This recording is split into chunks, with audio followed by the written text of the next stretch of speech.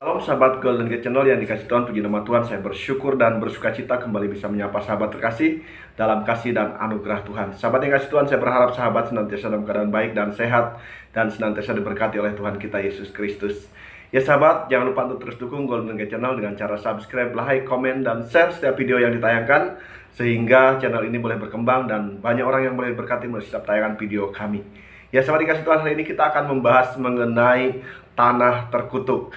Nah, apa penyebab tanah atau tempat terkutuk, sahabat yang kasih Tuhan, dan bagaimana jikalau tempat tersebut menjadi tempat yang terkutuk, apa yang akan terjadi? Kita akan lihat tayangan berikut ini. Tuhan memberkati kita sekalian. Amin. Setelah rumahnya selesai dibangun dan siap untuk ditempati, Jenar menemui kenyataan bahwa rumah itu berdiri di atas tanah yang terkutuk. Pertemuannya dengan Isaka, si kuntilanak perempuan penunggu rumahnya, menguak tabir misteri dan tragedi yang tersimpan sejak ratusan tahun yang lalu. Selain Isaka, ada juga Luhung, seorang pemuda yang mati akibat fitnah keji yang akhirnya menjadikan pemuda itu sebagai sesosok kuntilanak lelaki yang memburu para pembunuhnya. Ya sahabat yang kasih Tuhan, kita telah bersama-sama menyaksikan yaitu tayangan yang bisa kita saksikan bersama-sama mengenai tempat ataupun tanah yang terkutuk ya. Oleh karena satu peristiwa yang terjadi di tempat tersebut sehingga menimbulkan sebuah kutukan dan bisa menjadi tempat yang dapat yaitu mendatangkan satu peristiwa atau keadaan yang tidak baik. Nah sahabat yang kasih Tuhan, selanjutnya kita akan menyaksikan penjelasan dari hambanya penjulis Daud Tony mengenai tempat atau tanah kutukan, apa penyebabnya dan apa yang terjadi di sana, dan bagaimana untuk yaitu menangani ataupun untuk bisa melepaskan kutukan dari tempat atau tanah tersebut. Baik, kita akan saksikan pembahasan hambanya penjulis Daud Tony yang akan membahas masalah ini. Kita akan saksikan bersama-sama. Tuhan Yesus memberkati kita sekalian. Haleluya. Amin. Hari ini kita bahas kenapa ada rumah-rumah angker dan tempat-tempat terkutuk yang ada setannya. Nah, dan hari ini saya bahas tentang kutukan. Nah, dulu sebelum saya bertobat, kalau menceraikan rumah tangga orang itu pakai tanah kuburan. Nah, suatu jalan kalau tempat kecelakaan mati, maka di jalan itu setiap tahun pasti akan ada yang mati di tempat yang sama dengan titik yang sama. Dulu sebelum saya bertobat, saya tahu persis tentang disebut namanya kutukan darah dan tentang kekuatan darah. Mari kita buka Alkitab kita dalam kitab Kejadian pasal 4 ayat 5 sampai dengan 13. Ya, firman Tuhan di dalam Kejadian pasal yang keempat ayat 5 sampai dengan ayat yang ke-13 demikian bunyinya. Tetapi Kain dan korban persembahannya tidak diindahkannya, lalu hati Kain menjadi sangat panas dan mukanya muram. Firman Tuhan kepada Kain, mengapa hatimu panas dan mukamu muram? Apakah mukamu tidak akan berseri jika engkau berbuat baik? Tetapi jika engkau tidak berbuat baik, dosa sudah mengintip di depan pintu. Ia sangat menggoda engkau, tetapi engkau harus berkuasa atasnya. Kata Kain kepada Habel adiknya, marilah kita pergi ke padang. Ketika mereka ada di padang, tiba-tiba Kain memukul Habel adiknya itu, lalu membunuh dia. Firman Tuhan kepada Kain, di manakah Habel adikmu itu? Jawabnya, aku tidak tahu. Apakah aku penjaga adikku? Firman-Nya, apakah yang telah kau perbuat ini? Darah adikmu itu berteriak kepadaku dari tanah. Maka sekarang terkutuklah engkau, terbuang jauh dari tanah yang mengangakkan mulutnya. Terima darah adikmu itu dari tanganmu. Apabila engkau mengusahakan tanah itu, maka tanah itu tidak akan memberikan hasil sepenuhnya lagi kepadamu. Engkau menjadi seorang pelarian dan pengembara di bumi. Kata Kain kepada Tuhan, hukumanku itu lebih besar daripada yang dapat kutanggung. Amin. Saudara yang kasih dalam Tuhan, di dalam sejarah umat manusia ada pembunuhan yang paling awal. Pembunuhan yang paling awal adalah pembunuhan Kain membunuh Habil. Pada waktu Habil dibunuh, ada satu yang menuntut, ada satu yang berteriak, yaitu darah. Darah Habil menuntut keadilan. Akibat tuntutan darah Habil, Kain dikutuk. Di dalam kutukannya dikatakan bahwa Kain menjadi seorang pelarian dan pengembara di muka bumi. Jadi seorang pelarian dan pengembara di muka bumi. Dan tanah tidak menghasilkan sepenuhnya lagi untuk Kain. Maka Kain berkata, hukumanku itu terlalu besar bagiku.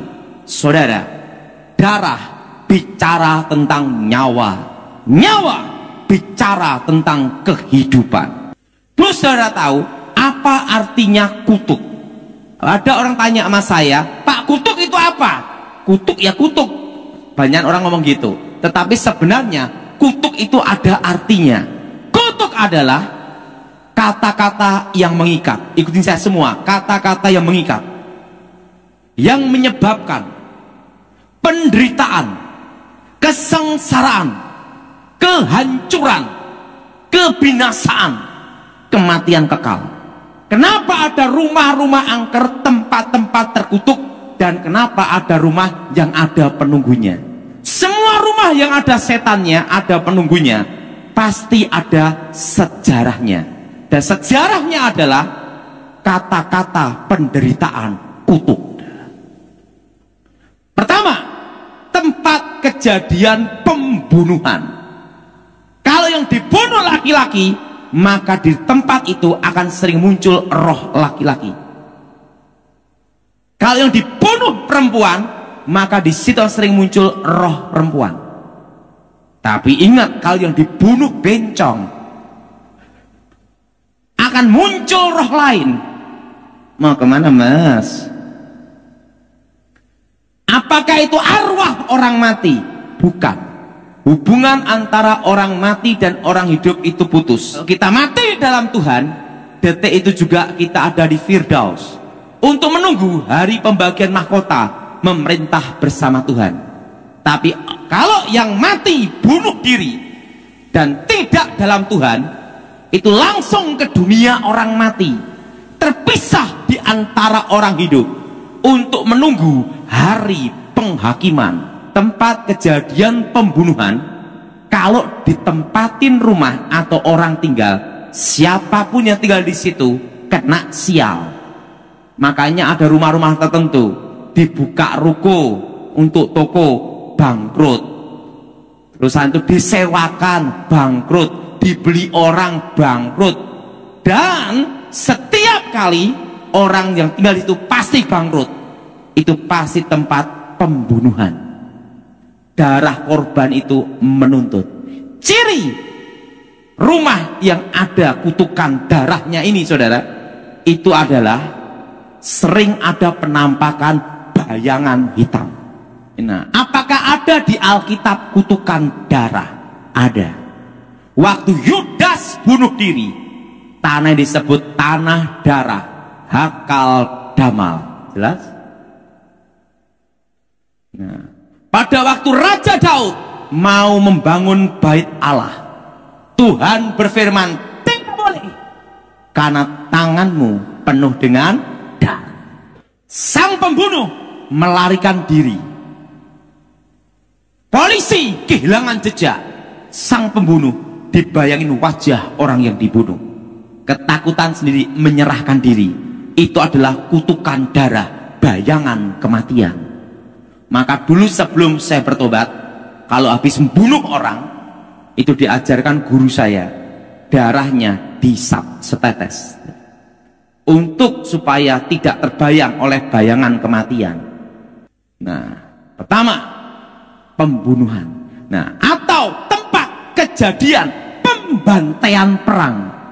Kalau yang dibunuh 1000 orang, maka setiap 3-7 tahun sekali akan ada namanya bangkitnya kutukan. Maka yang kerasukan 1000 orang, yang sering disebut namanya kerasukan massal. Itu pasti dulunya tempat pembantaian perang. Itu banyak kejadian di pabrik, di lapangan, di sekolah. Nah, kalau yang dibunuh 200 orang, maka kalau itu pembunuhannya itu ada di hutan, pembantaiannya di hutan, maka di hutan itu sering ada kayak namanya perkampungan. Ada suara-suara orang jual beli macam-macam. Itu pasti dulunya tempat pembantaian yang sering disebut namanya kampung setan atau pasar setan. Jelas? Jelas? Nah, dulu sebelum saya bertobat sebagai seorang dukun, maka dikorbankanlah ayam. Ayam pun harus ayam kampung. Dipotonglah ayam, potong kerbau, potong babi, potong sapi, potong kambing, kepalanya ditaruh di lokasi. Itu tujuannya apa? Ini rahasianya. Sebelum saya bertobat, itu tujuannya adalah untuk meredam sementara kutukan, supaya kasus kerasukan itu bisa tenang, berhenti sejenak. Bukan membatalkan kutukan. Karena ingat, darah binatang tidak bisa menuntut, karena binatang tidak punya roh, dan yang menuntut adalah darah manusia. Itu hanya meredam sementara. Nanti 3-7 tahun lagi bangkitnya kutukan tambah parah. Nah, dulu sebelum saya bertobat, itu adalah ATM-nya dukun. Setiap 3-7 tahun sekali pasti diundang lagi, ritual, dapat order lagi. Yang kedua, tempat kejadian orang bunuh diri. Nah, ada yang minum baygon, stroberi, stro jeruk, ada yang menikamkan diri, benturkan kepala, ada yang gantung diri, berbagai macam cara bunuh diri. Ingat saudara, latar belakang orang bunuh diri itu pasti adalah depresi, stres. Tidak ada orang bunuh diri posisi ketawa, wah, mati, tidak ada itu. Ada yang karena putus cinta, yang disesali bukan pertemuan, bukan perpisahan, pengeluaran ongkos terlalu banyak, bunuh diri. Nah, ada yang dikejar utang, ada yang bangkrut, banyak sekali kasus mati bunuh diri. Latar belakang orang bunuh diri itu akan mempengaruhi kutukannya. Yaitu apa? Tempat kejadian orang bunuh diri itu akan ada namanya kutukan darah, rumah hawa panas. Setiap kali orang tinggal di situ pasti ribut, bertengkar, bahkan cerai. Ciri rumah tempat kejadian bunuh diri, kutukan darah, sering ada suara-suara aneh. Ada ketokan pintu, dok dok dok dok, buka, tidak ada orang. Itu pasti tempat kejadian orang bunuh diri. Atau ada seperti orang cuci-cuci baju, cuci-cuci piring, suara-suara aneh. Itu rata-rata yang bunuh diri pembantu. Nah, itu cirinya ada suara-suara aneh. Kadang ada suara tangisan, erangan, atau kesakitan, atau tertawa di satu kamar. Berarti kamar itu pasti dulunya tempat kejadian orang bunuh diri. Dan cirinya akan ada suara-suara aneh. Tapi kalau di ruang tamu kayak ada orang ngobrol-ngobrol, nah itu rata-rata yang bunuh diri satu keluarga.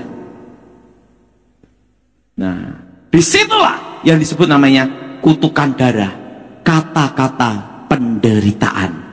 Saya pernah nanganin satu kasus itu di Jawa Tengah.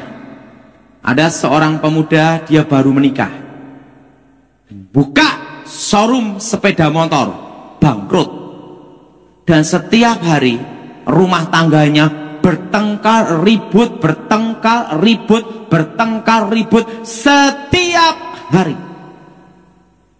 Setelah itu buka spare part sepeda motor, bangkrut. Dia buka peternakan babi, bangkrut. Waktu yang ketiga, tiba-tiba di kamarnya itu kerasukan. Pada waktu kerasukan itu telanjang, lari-lari di kampung, di lapangan. Saya dipanggil karena keluarganya kan malu dan bingung, lari-lari di lapangan. Saya dipanggil, saya doakan, keluar. Langsung setannya keluar. Langsung pemuda ini pakai sarung gini, Pak, banyak yang lihat saya enggak? Wah, sekampung. Lari-lari ya kampung. Nah, saya tanya, mana tempat kamu kerasukan? Di lokasi ini, Pak. Ini pasti dulunya ada darah yang menetes. Betul, Pak. Ada orang dibunuh, setelah itu bunuh diri. Kutukan darah. Itu tidak semua, kutukan darah. Darah yang menuntut. Jelas, saudara? Yang ketiga, tempat kejadian kecelakaan mati itu ada namanya roh maut. Itu ya semua, roh maut. Nah, biasanya nanti ada kakek-kakek lewat, nenek-nenek lewat, anak kecil lewat, perempuan lewat, menghindar, tabrakan di situ, mati. Nah, orang yang mati kecelakaan itu mati sebelum waktunya, dan sebelum mati pasti ada namanya penderitaan, betul? Nah, itulah kutuk mengikat tanah itu. Maka kejadian tempat kecelakaan mati atau tempat kejadian orang mati tenggelam di sungai, di laut, itu pasti di lokasi yang sama, titik yang sama, pasti ada yang tenggelam di situ. Kalau itu kecelakaan mati, pasti ada yang mati kecelakaan di tempat yang sama, titik yang sama. Kalau itu di laut atau sungai, nanti ada kayak orang minta tolong gini-gini, nah dia mau nolong, masuk sungai atau masuk laut, tenggelam mati. Itu namanya roh maut. Nah, yang keempat, yang disebut namanya tanah kuburan. Kalau saya sebelum bertobat, kalau bikin bangkrut orang, itu pakai tanah kuburan. Disiramkan tepat di depan pintu toko, pabrik, atau showroom orang. Dalam 1 tahun, pabrik, toko, showroom, rumah orang pasti bangkrut. Nah, kalau dulu sebelum saya bertobat, kalau mau bikin cerai rumah tangga orang, itu tanah kuburan diambil, siramkan, ada tepat di atap rumah, tetapi di luar rumah. Kenapa tidak di dalam rumah? Ya ketahuan. Dalam 1 tahun rumah tangga orang pasti cerai, pasti ribut, bertengkar terus. Nah, kalau belum bertobat, kalau mau bikin sengsara orang yang tinggal di rumah itu, mati ndak, hidup ndak, tanah diambil, siramkan tepat depan pintu dalam rumah dan atap. Pasti yang tinggal di situ sakit pindah-pindah, mati sengsara. Itu kalau dulu saya ngerjain orang seperti itu. Tapi ingat, sesuai order. Kalau udah bertobat sudah tidaklah. Nah, tanah apa yang dipakai di kuburan itu bukan tanah kuburan bayi atau orang kuburan orang mati tua karena expired kadaluarsa, tapi adalah kuburan seorang pembunuh, penjahat, perampok, pemerkosa atau penculik yang mati dieksekusi atau dibakar massa atau dipukulin sampai mati. Orang jahat itu ada kutukannya, yaitu apa? Tabur tuai. Betul? Siapa yang menabur, dia pada waktu mati, sebelum waktunya, dibakar, digebuki massa, mati sengsara, ada kutukannya ini. Dikubur di satu tempat, maka di pusaranya itu mengandung kutukan namanya kehancuran. Makanya kuburan teroris-teroris yang dieksekusi, nah ada yang nyari tanah kuburannya, digunakan untuk itu. Jelas? Jelas? Ingat, iman bertumbuh karena firman Tuhan dan meyakini akan kuasa Tuhan. Amin. Jadi untuk mengalahkan ini, kita harus punya iman yang hidup, iman yang percaya. Ingat, iman yang percaya dan percaya akan kuasa Tuhan, bahwa Tuhan itu hidup. Nah, untuk mengalahkan kutukan darah harus dihadapi pula dengan darah. Mari kita buka Alkitab kita di dalam kitab Ibrani pasal 12 ayat 24. Kitab Ibrani pasal 12 ayat 24. Kita baca bersama-sama.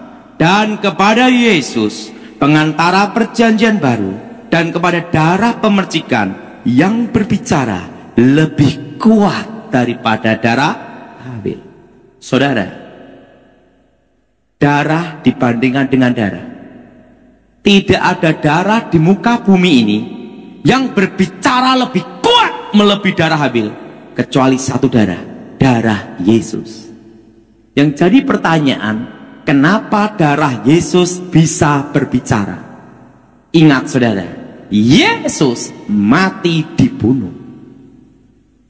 Itu semua, Yesus mati dibunuh. Yesus mati disalib.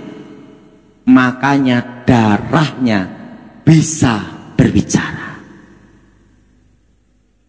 Nah, untuk mengalahkan kutukan darah ini harus dihadapi dengan darah yang suci, tanpa dosa, tanpa celah, dan tanpa noda. Dan posisinya mati dibunuh. Dan di dunia ini hanya ada satu darah, manusia suci, tanpa noda, tanpa celah, tanpa dosa, dan tidak ada kutuk keturunan. Hanya ada satu, Tuhan Yesus, yang mati disalib, darahnya tercurah. Untuk mengalahkan kutukan darah harus dihadapi dengan darah yang suci. Ya puji Tuhan, sahabat yang kasih Tuhan, kita boleh diberkati melalui setiap firman Tuhan dan juga penjelasan yang disampaikan oleh hambanya Evangelis Daud Tony mengenai tempat terkutuk, tanah terkutuk, dan akibat daripada kutukan tanah tersebut ataupun kutukan darah. Nah sahabat yang kasih Tuhan, akibat kutukan darah harus dibatalkan dengan darah juga. Tetapi hanya satu darah yang bisa membatalkan kutukan tersebut, yaitu darah yang suci, darah yang kudus, darah yang tercurah oleh karena yaitu mati di kayu salib, yaitu darah Yesus. Ya, di dalam Ibrani pasal 12 ayat 24, dan kepada Yesus pengantara perjanjian baru dan kepada darah pemercikan yang berbicara lebih kuat daripada darah Habel. Ya, sahabat yang kasih Tuhan, hanya darah Yesus yang bisa menyucikan kutukan darah, ya, sehingga tempat yang terkena kutuk bisa dibatalkan kutukannya.